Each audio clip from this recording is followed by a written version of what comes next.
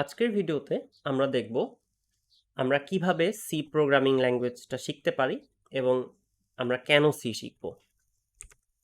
So একটা programming language শিখার সাথে আমরা যদি আমাদের ছোটবেলায় শিখা কোনো ভাষার সাথে তুলনা করি, তাহলে আমরা একটা ধারণা পেতে পারি যে কিভাবে একটা প্রোগ্রামিং ল্যাঙ্গুয়েজ শিখা যায়।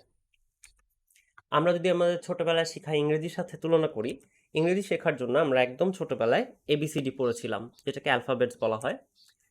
বেশ কয়েকটা অ্যালফাবেটস মিলে একটা ওয়ার্ডস হয়েছিল। কয়েকটা ওয়ার্ডস মিনিংফুল ওয়েতে সাজিয়ে আমরা মিনিংফুল সেন্টেন্সেস ক্রিয়েট করেছিলাম। এলোমেলো করে সাজিয়ে স্ট্রাকচার্ড ওয়েতে সাজিয়ে মিনিংফুল সেন্টেন্স পেয়েছি। কয়েকটি মিনিংফুল সেন্টেন্স মিলে একটা প্যারাগ্রাফ ক্রিয়েট হয়েছে।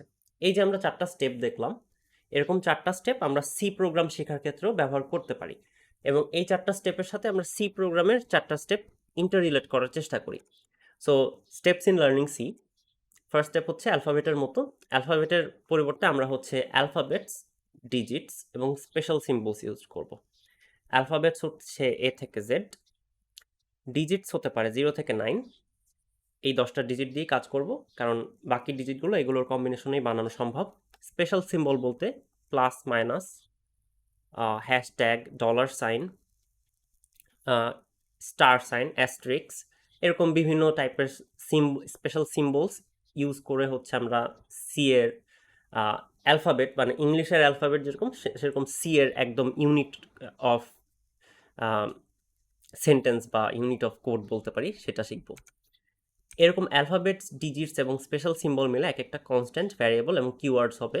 এই কনস্ট্যান্ট, ভ্যারিয়েবল এবং কিওয়ার্ডকে ইংলিশের ওয়ার্ডের সাথে তুলনা করা যায়। বেশ কয়েকটা কনস্ট্যান্টস, ভ্যারিয়েবলস এবং কিওয়ার্ডস মিলে একটা ইনস্ট্রাকশন হবে। একটা ইনস্ট্রাকশন একটা পার্টিকুলার টাস্ক করবে। যেমন ধরতে পারেন, আমরা যদি ডিসপ্লেতে কোনো কিছু শো করতে চাই, সেটার একটা ইনস্ট্রাকশন হতে পারে। আমরা যদি কোনো কিছু যোগ করতে চাই বা বিয়োগ করতে চাই বা গুণ করতে চাই, সেগুলোর একটা ইনস্ট্রাকশন হতে পারে। এরকম মাল্টিপল ইনস্ট্রাকশন মিলে একটা প্রোগ্রাম ক্রিয়েট হবে।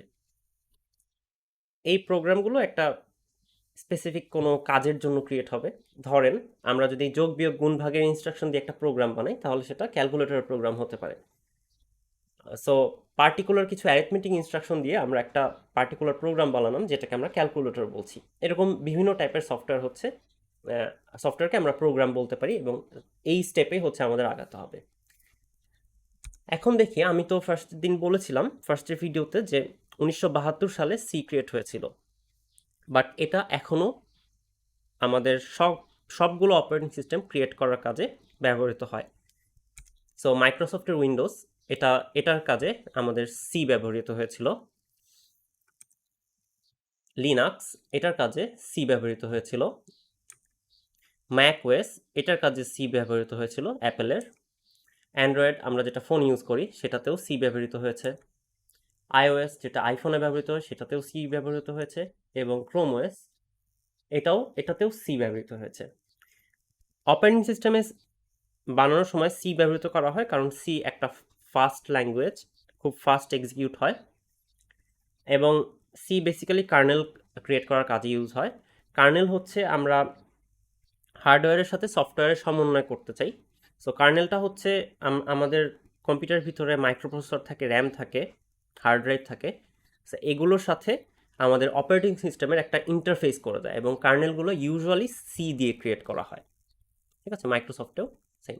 সো আমরা এটার যদি একদম লেটেস্টার ডেট দেখি, যেমন ক্রোম ওএসটা কিন্তু 2011 সালে ক্রিয়েট হয়েছে। ঠিক আছে, আপনারা বলতে পারেন এত 1972 সালে ক্রিয়েট করা একটা প্রোগ্রামিং ল্যাঙ্গুয়েজ, এত পুরনো একটা ল্যাঙ্গুয়েজ শিখে কী হবে, বা এটা কি এখন ইউজ হয়? দেখেন, 2011 কিন্তু মোটামুটি রিসেন্ট বলা যায়, এবং এই ওএসটা বানানোর সময় কিন্তু শুধুমাত্র সি ইউজ করা হয়েছিল। সো হ্যাঁ, অবশ্যই সি এখনও ইউজ হয়। এছাড়া অপারেটিং সিস্টেম বাদে আর কোথায় কোথায় আমরা কী জন্য আমরা ডেইলি লাইফে সি ইউজ করতে পারি? আমরা কেউ যদি প্রোগ্রামিং কন্টেস্টে আগ্রহী থাকি, তাহলে প্রোগ্রামিং কন্টেস্টের জন্য খুব ভালো একটা ল্যাঙ্গুয়েজ, জাস্ট স্টার্টার হিসেবে স্টার্ট করার জন্য সি খুব ভালো একটা ল্যাঙ্গুয়েজ। আমরা ছোটোখাটো গেম সি দিয়ে ডেভেলপ করতে পারবো, এবং প্রিভিয়াস ভিডিওতে আমি একটা গেম দেখিয়েছিলাম যেটা আমার ডেভেলপ করা ছিল, সম্পূর্ণটাই সি দিয়ে ছিল। অন্যান্য প্রোগ্রামিং ল্যাঙ্গুয়েজ ডেভেলপ করতেও সি ইউজ করা হয়, যেমন C++, জাভা, এগুলোতে এই দুটো ল্যাঙ্গুয়েজ বা বিভিন্ন টাইপের ল্যাঙ্গুয়েজ ডেভেলপ করতে সি ইউজ করা হয়েছিল।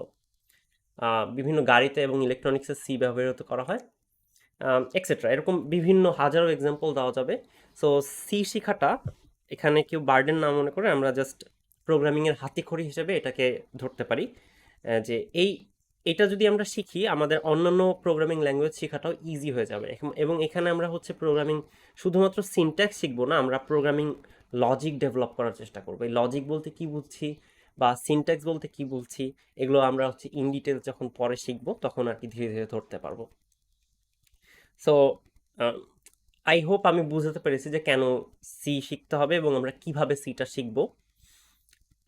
সো আশা করি সবাই ভিডিওটা এনজয় করেছেন। থ্যাংক ইউ সবাইকে।